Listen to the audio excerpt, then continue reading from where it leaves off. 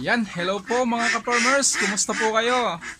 Ayan, at ngayon lang po ulit ako nakapag-vlog dahil sobrang busy po sa buhay-buhay. Ayan.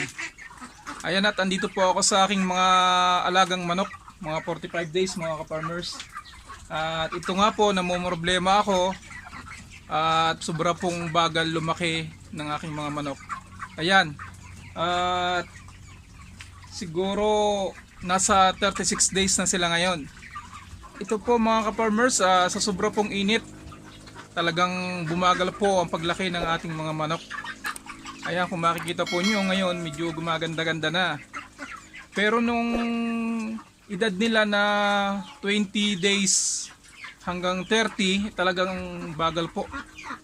Nadidismaya po talaga ako. Talagang natimbang lang po sila ng 1.4, 1.5.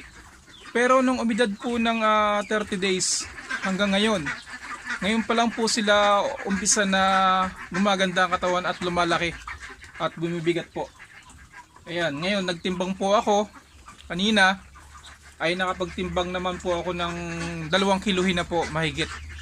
Ayan, humabol din po. Late po yung paglaki ng mga manok natin ngayon dahil sa sobrang init po ng panahon ay hindi po kagad sila bumuka yung katawan nila.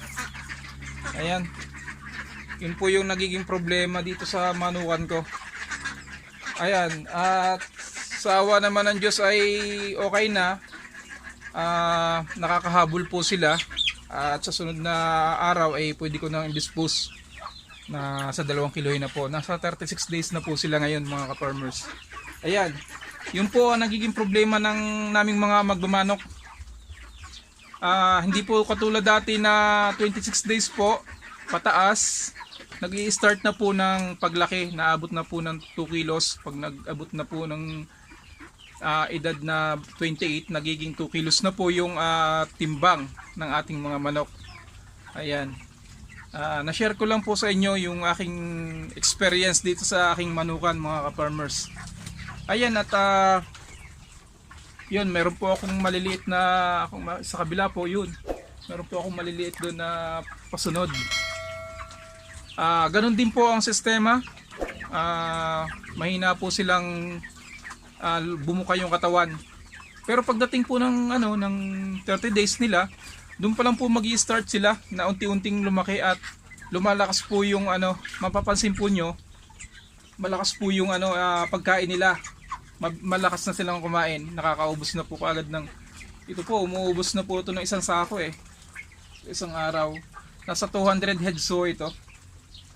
Ayan, at alaga ko na rin po sa tubig na lang po yung aking ginagamit ngayon sa kasi kapag kapag may gamot ay baka po malumpo. Kaya suggest ko po sa inyo na pag umidad po ng mga 30, minsan nga 26 days po naggagamit na rin ako ng tubig. Alternate po, tubig po sa umaga, tapos meron pong vitamins sa gabi. Ayan. Ayan mga farmers, at salamat po sa inyong panonood. Na-share ko lang po sa inyo itong aking mga naging experience dito sa aking manukan. At shoutout po sa lahat na aking mga subscriber. Sa mga bagong napadaan po sa aking channel, please subscribe po my YouTube channel. Ayan. At salamat po sa inyong lahat, and bye bye po and God bless.